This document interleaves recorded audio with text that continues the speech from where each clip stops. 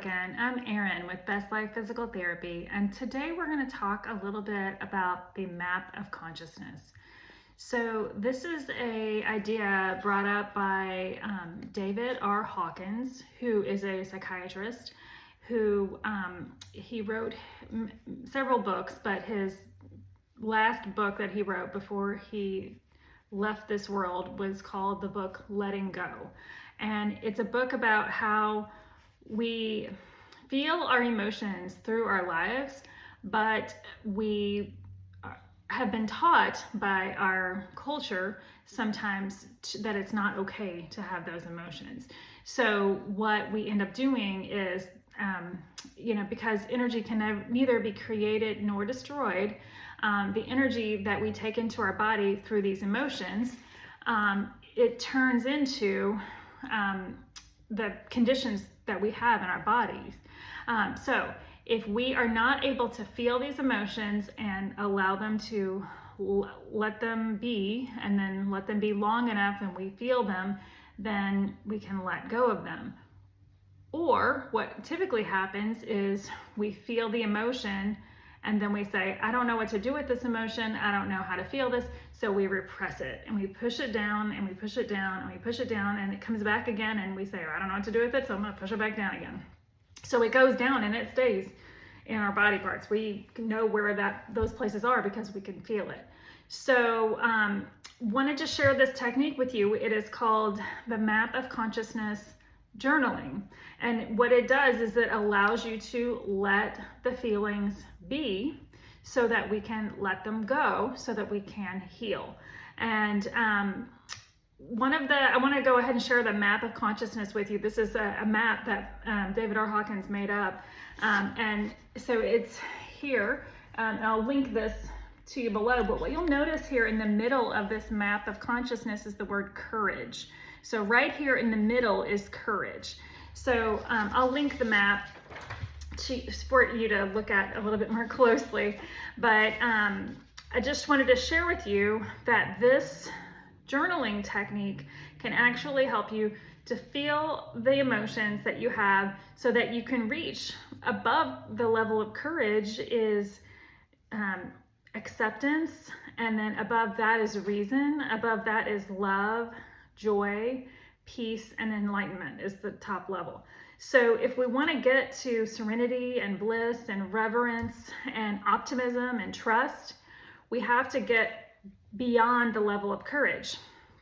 So the emotions that are below that, I'm going to go over here in just a second, those are the things that we can journal on, and I'll explain exactly how we can journal to allow yourself to feel those emotions, feel them deeply, be in them for a moment, let them sit with those things, and then once we are finished, then we can move up. It's like a ladder. We can move up to the next rung of the ladder, and then you can be with that emotion and then go to the next ladder. So what this is going to look like is going to be a journaling exercise, and we'll do this until we don't have anything else to write.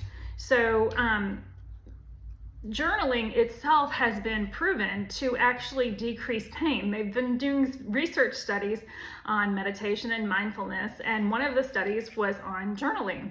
And they found that when we journal 20 minutes at night, that the people who did this for a month-long period actually had decreased pain.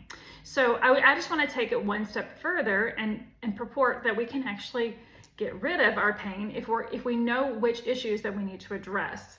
So knowing which issues that we need to address, we can learn that through the map of consciousness.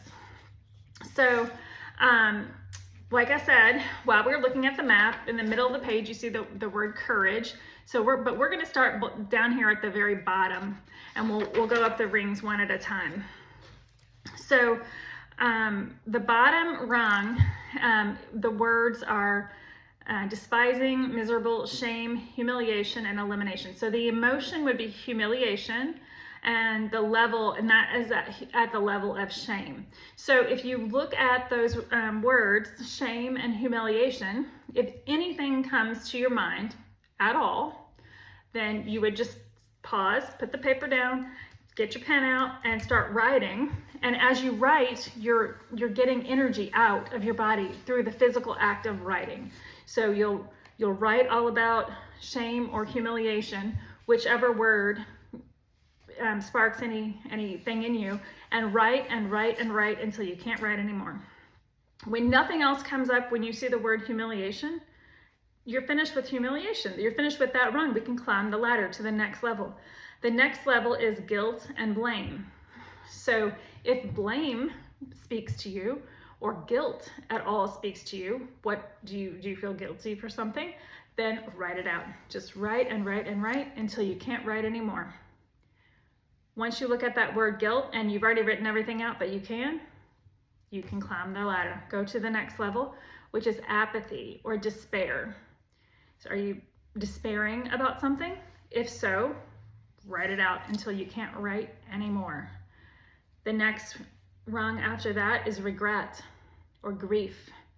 And if you have regret means something to your brain. Your brain says something when you read the word regret, then write it out. Write it out until you can't write anymore. Then we're going to climb the rung to anxiety. And we're going to climb and we're going to say, what am I fearful? Do I have fears? Am I fearful about anything? If so, write it out.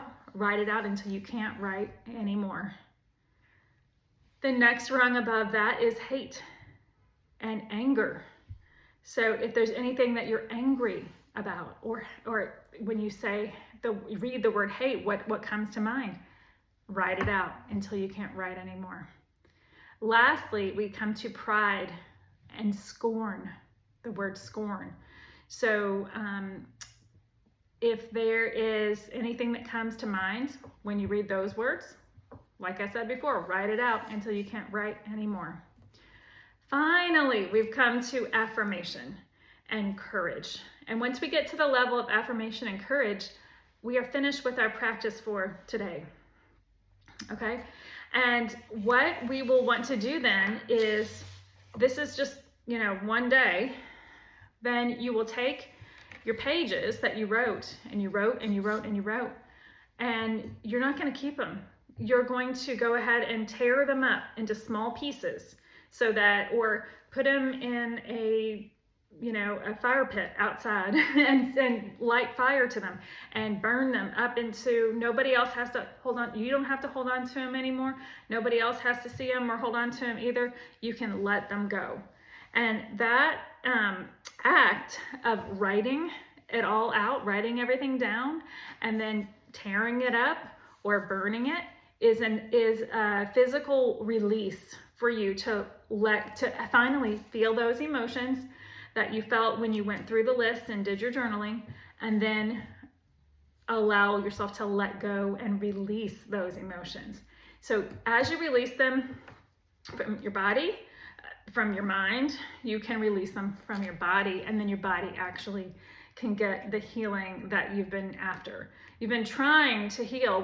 We're at a place where the body is saying, hey, there's something I'm still holding on to here. Even though you've been doing your exercises, you've gotten to, maybe a bit better, you get worse. And the body is trying to say, I am not healed because I still need to let go of some of this baggage and let go of some of this stuff. So once you get to that level of courage, then you can keep climbing that ladder to the level of peace and love and joy. So again, this is based on the work by David R. Hawkins from the book Letting Go, and I will link the map of consciousness in the notes below. Best wishes to you in this endeavor. I would say you don't necessarily have to do this every single day, but it would be something, initially, once you get started with the process, you would get started with it and then maybe do it the next day, and then maybe do it the next day. You won't have as much to write. Maybe the next day is actually kind of an examination. Do I have something I feel guilty about today? Do I have something that I feel regretful about today? And it's a continual process that you can continue to use this tool. So if it's helpful to you, then don't forget about it, because it can help you. It can help you through the rest of your life. All my best. Erin from Best Life PT.